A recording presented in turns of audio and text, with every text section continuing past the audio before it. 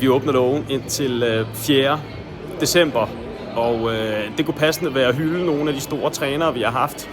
Bag mig her står Marcello Lippi, og lige herovre, der kan I se Giovanni Trapattoni, og hvad er så fælles for de to? Jo, det var de to, der jo fik Champions League-trofæet hjem til Juventus. Det betyder ganske meget. Han har lige fortalt mig her, Marcello Lippi, altså ved at trykke på en knap, der er herhenne, om hans første møde med Agnelli, som var ganske morsomt, specielt, eller morsomt, men lidt morsomt, specielt fordi han faktisk fik at vide af Agnelli, at Agnelli glædede sig til, at Marcello Lippi, han ville få os alle sammen til at have det sjovt, og så også vinde en lille smule, ikke?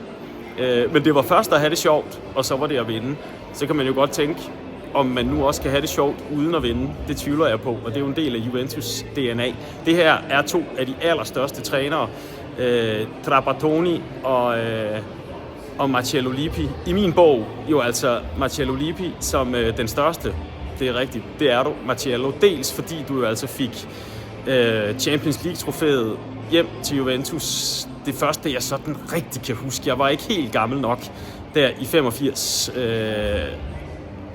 hvor det var Trapattoni i den der forfærdelige kamp mod Liverpool.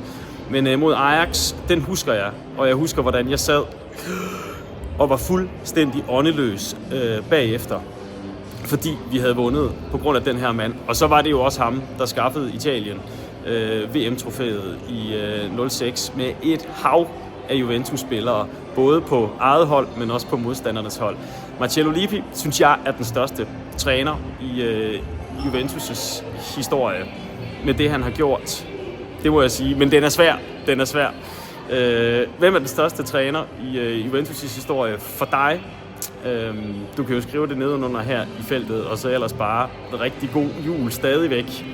Skal vi se, om der gemmer sig mere i de her fine gemmer, ikke?